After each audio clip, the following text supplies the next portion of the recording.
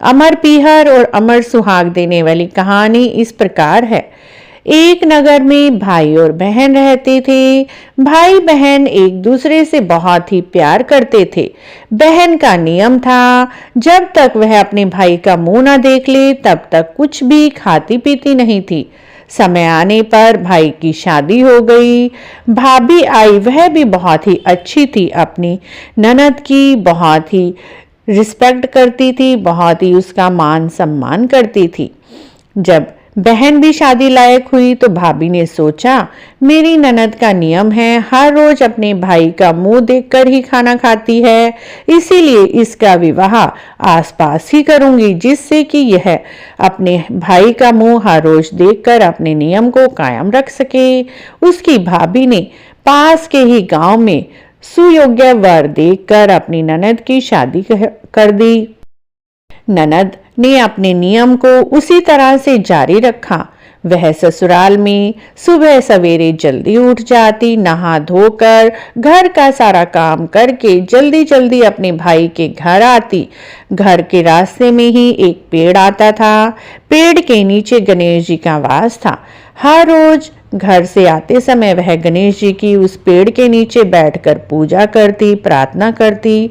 भगवान गणेश जी को दूर्वा घास चढ़ाती और गणेश जी से प्रार्थना करके बोलती, गणेश जी महाराज मुझे इसी प्रकार अमर पीहर देना, अमर सुहाग देना, मेरे दोनों घरों को सुरक्षित रखना, मेरे पीहर में हमेशा सुख समृद्धि देना और मुझे अमर सुहाग देना, मेरे पति को भी सुख समृद्धि सभी खुशियां देना।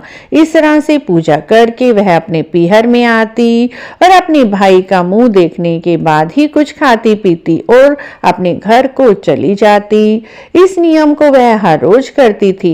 एक दिन वह अपने ससुराल से अपने पीहर आ रही थी। उसी तरह से उसने रास्ते में गणेश जी महाराज की पूजा की और अपने भाई के घर पहुंची। भाई क्या देखता है, उसकी बहन के पैरों में छाले पड़े हुए हैं, कांटे चुभे हुए हैं। बहन अपनी भाई से और भाई अपनी बहन से बहुत ही प्यार करते थे।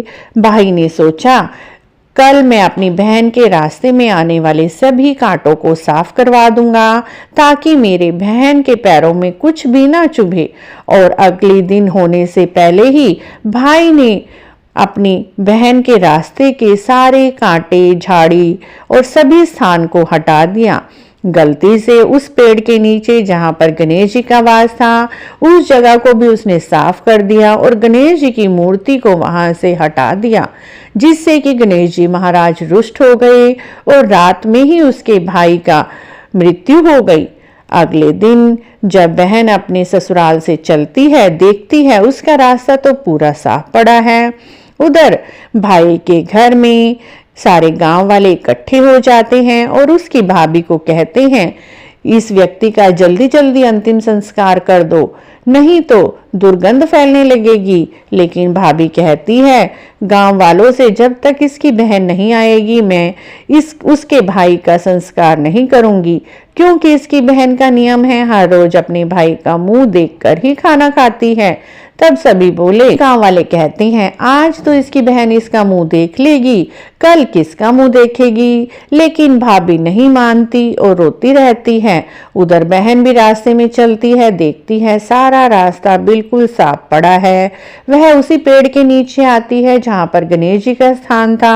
वह देखती है गणेश जी की मूर्ति उल्टी पड़ी है और सारा जगह इधर उधर बिखरा पड़ा है और वह गणेश जी की मूर्ति को सीधा करती है। भगवान गणेश जी की पूजा करती है, गणेश जी को दूर्वा घास चढ़ाती है और भगवान गणेश जी से प्रार्थना करती है, हे भगवान, यदि हमसे कोई गलती हो गई है तो माफ करना, मुझे अमर पीहर देना, अमर सुहाग देना। गणेश जी महाराज उस लड़की की पूजा से प्रसन्न हो जाते हैं और प्रकट होकर उस लड़की को कहते हैं, ले ये जल का लोटा ले जा और दूर्वा घास से इस जल को अपने भाई पर छिड़कना, तुम्हारा भाई ठीक हो जाएगा। अब लड़की का माथा ठनकता है। वह जल्दी जल्दी अपने घर को चलती है। वहां देखती है सारे गांव वाले इकट्ठे हुए हैं। जाकर देखती है उसका भाई मरा पड़ा है। वह जल्दी से जल के छींटों को दूर्वा घास से अपने भाई पर छिड़कती है। भाई राम राम कहता हुआ खड़ा हो जाता है। तब वह अपनी बहन को कहता है, मैं तो बड़ा ही सोया। बहन कहती है, ऐसी नींद तो किसी दुश्मन को भी ना आए। भाई, गणेश जी महाराज की कृपा से तुम ठीक हो गए हो। तुमने गणेश जी का स्थान हटा दिया था, इसीलिए इतने कष्ट तुम्हें सहन करने पड़े। अब भाई गणेश जी महाराज जी से क्षमा याचना मांगता है। विघ्नहर्ता उनके सभी विघ्न हर लेते हैं। हे विघ्नहर्ता भगवान, जैसे आपने भाई बहन के विघ्नों को हरा, इस कहानी को कहते सुनते हुंकारा भरते सभी के विघ्नों को हर लेना। सभी स्त्रियों को अमर पीहर अमर सुहाग देना। यदि कहानी अधूरी हो तो पूरी करना, पूरी हो तो परवान चढ़ाना। कहानी अच्छी लगी है तो हमारे चैनल को जरूर सब्सक्राइब करें, लाइक करें, वीडियो को शेयर करें और इस